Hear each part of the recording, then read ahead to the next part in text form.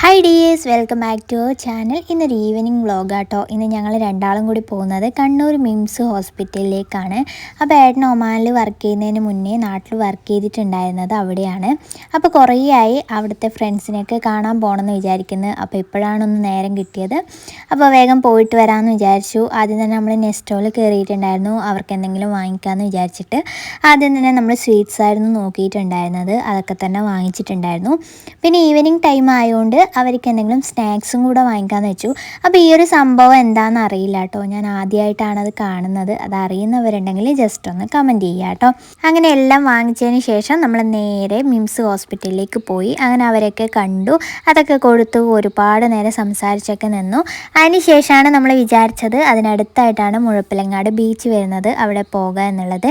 നമ്മൾ നാട്ടിലുണ്ടായിരുന്ന സമയം അധികവും പോകുന്ന ഒരു ബീച്ചാണ് മുഴപ്പിലങ്ങാട് ബീച്ച്. ഈ ഒരു ബീച്ചിലേക്ക് വണ്ടി ഇറക്കണമെങ്കിൽ 20 രൂപയാണ് വാങ്ങിക്കുന്നത്. ബൈക്കാണെങ്കിൽ 20 രൂപയും കാറാണെങ്കിൽ 40 രൂപയാണ് വാങ്ങിക്കുന്നത്. ഇനി നമ്മൾ മാത്രമാണ് ഇറങ്ങുന്നതെങ്കിൽ നമുക്ക് പൈസ കൊടുക്കേണ്ട ആവശ്യമില്ല. അപ്പോൾ നമ്മൾ ബൈക്ക് ഇറക്കിയിട്ടുണ്ടായിരുന്നു. നീണ്ടു നിവർന്ന് കിടക്കുന്ന വലിയൊരു ബീച്ചാണ്. നമുക്ക് ഇതുപോലെ തന്നെ വണ്ടിയൊക്കെ ഓടിച്ച് നടക്കാൻ വേണ്ടിയിട്ട് അടിപൊളിയാണ് കേട്ടോ. അപ്പോൾ ഡ്രൈവിംഗ് ഒക്കെ അറിയാത്ത കുറേ ആൾക്കാർ ഇവിടുന്ന് ഡ്രൈവിംഗ് ഒക്കെ പഠിക്കുന്നുണ്ടാവും. നല്ലതല്ലേ, അധികം വണ്ടിയും കാര്യങ്ങളൊന്നും ഉണ്ടാവില്ല. അപ്പോൾ ഈ ഒരു പാലം പിന്നെയാണ് നമ്മളെ ശ്രദ്ധയിൽപ്പെട്ടിട്ടുണ്ടായിരുന്നത്. അതിപ്പം അടുത്തായിട്ട് വന്നിട്ടുള്ളൊരു പാലാണ്. ഇതിലൊരാൾക്ക് കയറണമെങ്കിൽ 120 രൂപയാണ്. അപ്പോൾ നമ്മൾ രണ്ടാളും കയറിയിട്ടുണ്ടായിരുന്നു. അവർ ലൈഫ് ജാക്കറ്റൊക്കെ ഇട്ട് തരുന്നുണ്ട്. അങ്ങനെ നമ്മൾ പാലത്തിൽ കയറി.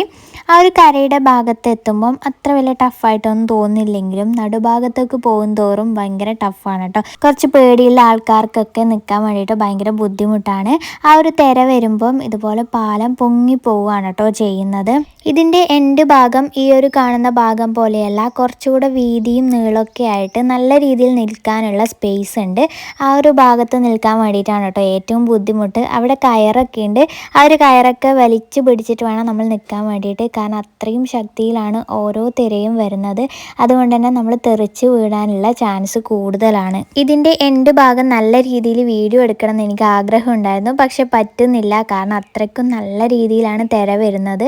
അതുകൊണ്ട് ഫോണൊക്കെ കടലിൽ പോകാനുള്ള ചാൻസ് ഉണ്ട്. അതുകൊണ്ട് പിന്നെ ആ ഒരു റിസ്ക് ഒന്നും ഏറ്റെടുത്തില്ല കേട്ടോ. അപ്പോൾ ഈ ഒരു ഭാഗമാണ് നമ്മൾ തിര വരുന്നതിന് മുന്നേ ആണ് കേട്ടോ വീഡിയോ എടുത്തത്.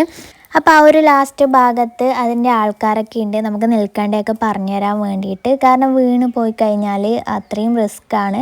അതുകൊണ്ട് തന്നെ അവർ ആൾക്കാർ നിന്നിട്ട് നമുക്ക് ഓരോ കാര്യങ്ങളും പറഞ്ഞു തരുന്നുണ്ട് കേട്ടോ. അപ്പോൾ ഒരു അടിപൊളി എക്സ്പീരിയൻസ് ആണ്. പേടിയാവുമെങ്കിലും നമുക്ക് അടിപൊളിയായി തോന്നുന്ന ഒരു എക്സ്പീരിയൻസ് തന്നെയാണ് കേട്ടോ. അത് കഴിഞ്ഞ് നമ്മൾ അവിടെ നിന്ന് ഇറങ്ങി. പിന്നെ നമുക്ക് അതിൽ കയറാനുള്ള ടൈമും കാര്യങ്ങളൊന്നുമില്ല.